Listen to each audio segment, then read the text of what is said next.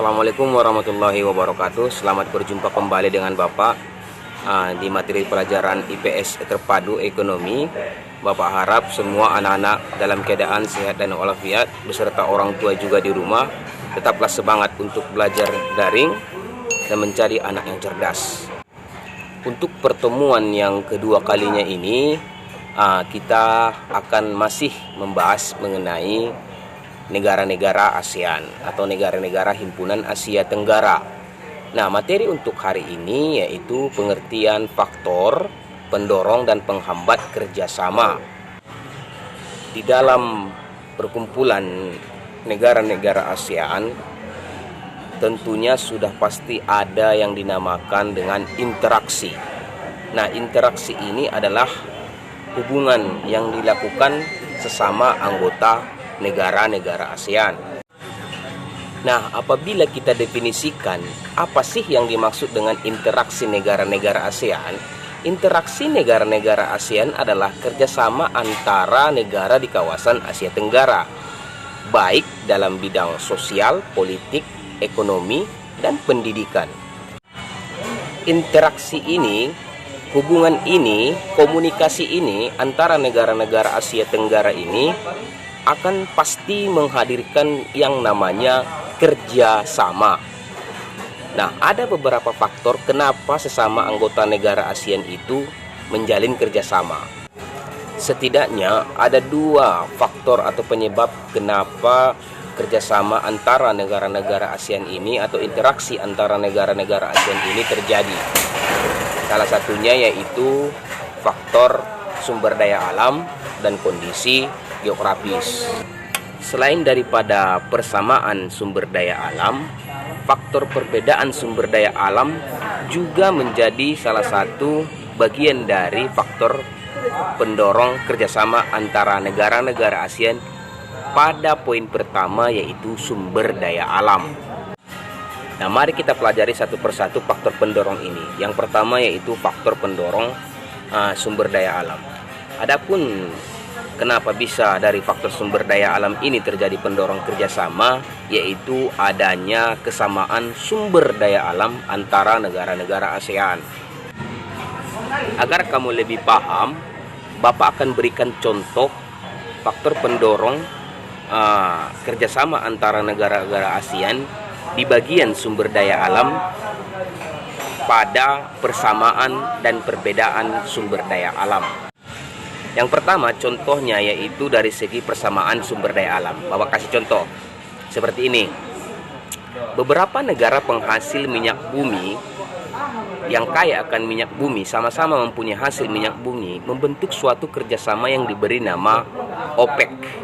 OPEC ini singkatan dari Organization of Petroleum Exporting Countries. Nah, ini organisasi yang bekerja sama atau organisasi yang menghimpun negara-negara yang mempunyai hasil minyak bumi yang sangat banyak. Dengan adanya kesamaan sumber daya ini, tentunya sumber daya minyak ini setelah digabung akan mempunyai stok yang sangat banyak untuk diekspor atau diimpor ke negara-negara lain, sehingga negara-negara lain tidak kehabisan stok untuk minyak bumi karena stok sudah banyak.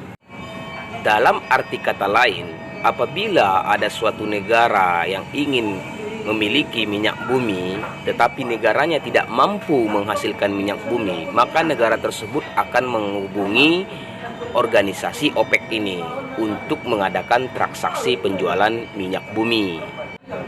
Nah, itu yang untuk persamaan sumber daya alam.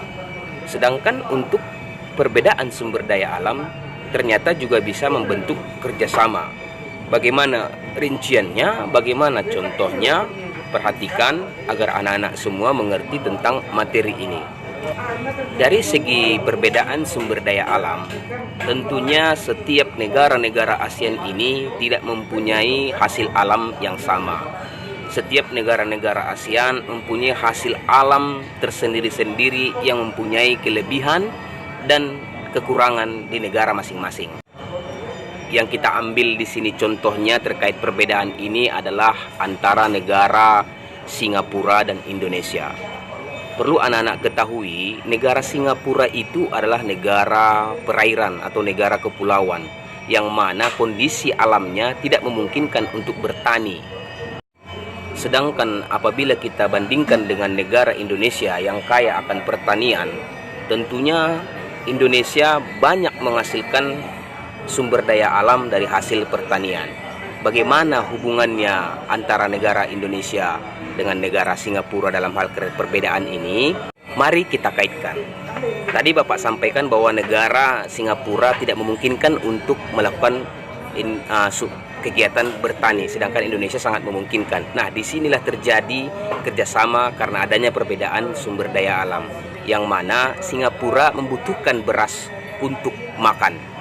Dikarenakan kondisi Singapura yang membutuhkan beras ini untuk menghidupi konsumsi masyarakatnya, sedangkan Indonesia mempunyai hasil alam pertanian yang sangat berlebih, maka Singapura meminta Indonesia untuk mengimpor berasnya ke negara Singapura. Sehingga kekurangan beras yang ada di Singapura bisa ditutupi dari negara Indonesia yang kaya akan alam hasil pertanian, sehingga kebutuhan masyarakat Singapura tetap terjaga, tetap stok tetap ada, dan bisa melangsungkan hidup. Nah, anak-anak, itu dia faktor pertama yang menjadi penyebab terjadinya kerjasama antara negara-negara ASEAN di bidang persamaan dan perbedaan sumber daya alam. Sekarang kita masuk kepada faktor penyebab terjadi kerjasama antara negara-negara ASEAN pada nomor 2 atau bagian yang kedua. Jadi yang menjadi pertanyaan, apa sih Pak contoh dari kesamaan dan perbedaan letak geografis ini? Kenapa bisa menjadi faktor pendorong terjadinya kerjasama antara negara-negara ASEAN? Berikut penjelasannya. Anak-anak, karena kesamaan letak geografis ini, beberapa negara di suatu kawasan pada umumnya mengadakan kerjasama untuk menjaga stabilitas dan keamanan negara. Contohnya, mereka membentuk negara-negara ASEAN.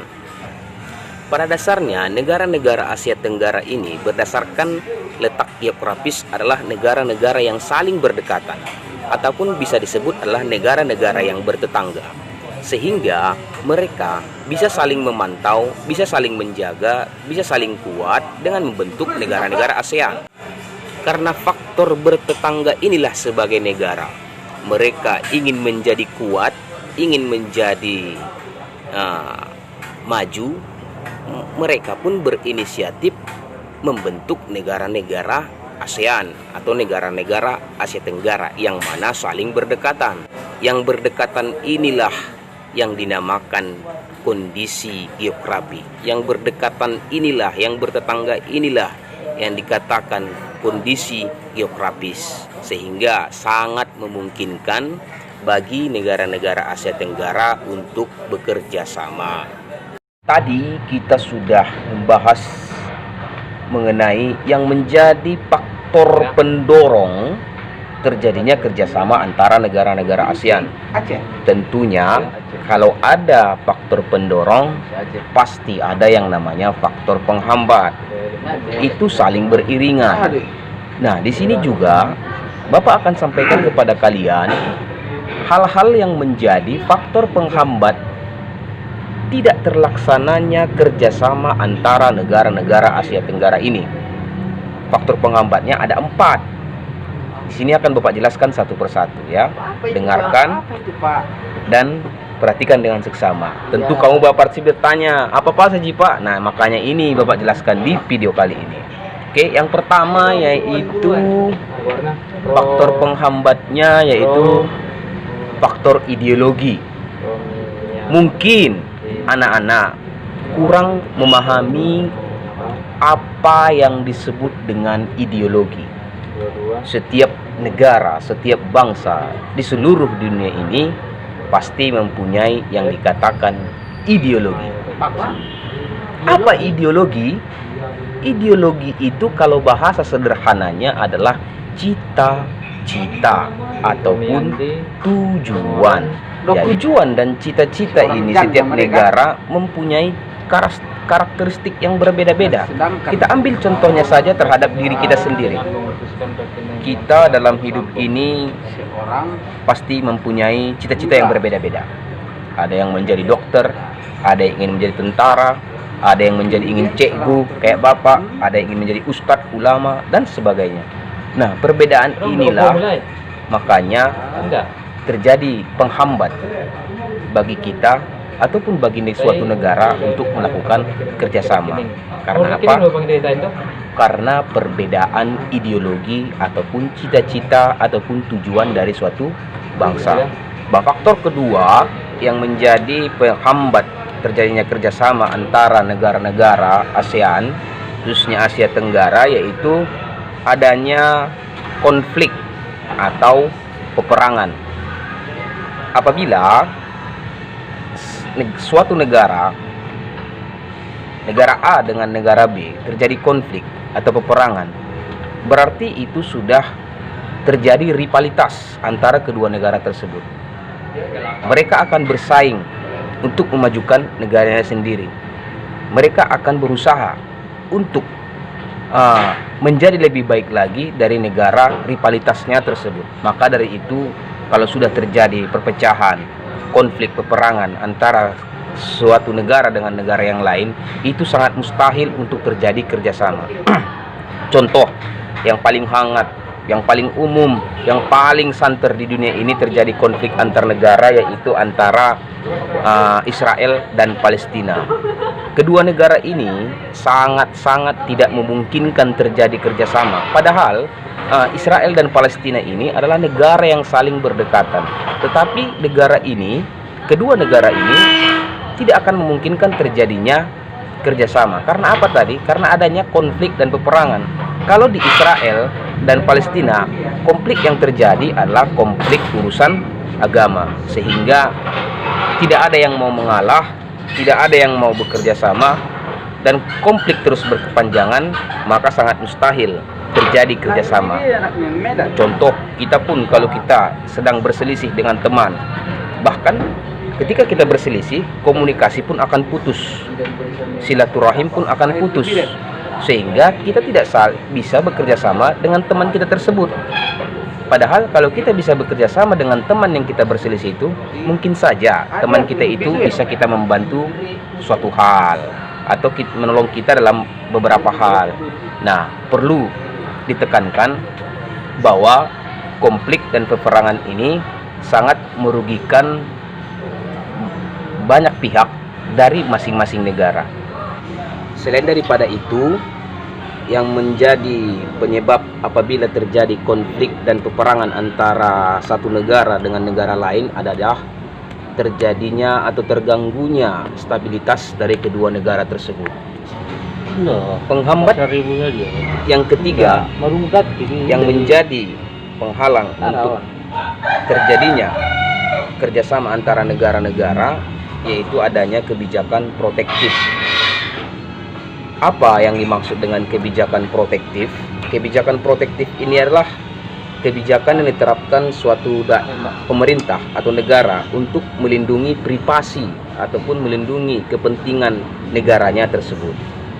Suatu negara yang menerapkan kebijakan yang bertujuan melindungi kepentingan dalam negeri dan meningkatkan daya saing, perlu adanya kebijakan protektif ini. Misal, tidak menerima hasil impor pertanian karena dapat mempengaruhi kondisi pendapatan hasil dari pertanian negara tersebut. Dampak kebijakan ini juga dapat mempengaruhi hubungan antar negara sehingga menghambat kerjasama yang harmonis. Dan penghambat yang keempat atau penghambat yang terakhir, kenapa bisa tidak terjadi kerjasama, yaitu perbedaan kepentingan tiap-tiap negara. Kerjasama dibutuhkan bagi perkembangan di masa depan negara di dunia ini. Akan tetapi, dalam kerjasama antar negara-negara, tiap-tiap negara itu memiliki kepentingan yang berbeda-beda. Perbedaan ini dapat menghambat kerjasama yang harmonis. Perbedaan kepentingan ini bisa membuat setiap negara tidak memiliki hubungan dengan negara yang lain, tidak memiliki kepentingan dengan negara yang lain, sehingga apabila negara itu tidak membuka diri terhadap negara lain karena disebabkan adanya kepentingan sendiri, maka kerjasama ini pun bisa terhambat. Makanya kita pun sebagai manusia mempunyai kepentingan yang berbeda-beda. Ada kepentingannya ke arah Medan, ada kepentingannya ke arah tebing. Dari mana jumpanya? Satu ke Medan, satu ke tebing, maka tidak akan pernah jumpa karena ada kepentingan. Maka sekian dulu materi dari Bapak hari ini, yaitu terkait faktor penghambat dan juga faktor pendukung terjadinya kerjasama antara negara-negara ASEAN atau negara-negara lain. Kesimpulannya, di dalam sebuah hubungan negara-negara ASEAN, tidak selamanya hubungan kerjasama ini bisa berjalan mulus. Ada jalan yang bisa mengarah lebih baik dengan adanya kesamaan kerjasama, ada juga penghalang tidak terjadinya kerjasama karena adanya penghambat untuk terjadinya interaksi antara negara-negara ASEAN. Nah, anak-anak, apabila ada pertanyaanmu mengenai materi ini yang kurang jelas, silahkan tanya Bapak melalui GCR ataupun Google Classroom, ataupun bisa melalui WhatsApp. Dan ingat, jangan chat Bapak secara pribadi, chatlah Bapak secara grup, karena itulah fungsi grup itu kita buat. Terima kasih. Sampaikan salam Bapak kepada kedua orang tua. Semoga semua sehat selalu. Stay at home dan jangan keluar, dan tetap protokol kesehatan dari pemerintah. Assalamualaikum warahmatullahi wabarakatuh. Sukses selalu. Terus jaya pendidikan Indonesia. Jadilah anak yang berbakti kepada orang tua dan berguna bagi negara Republik Indonesia dan agama Islam. Allahu Akbar.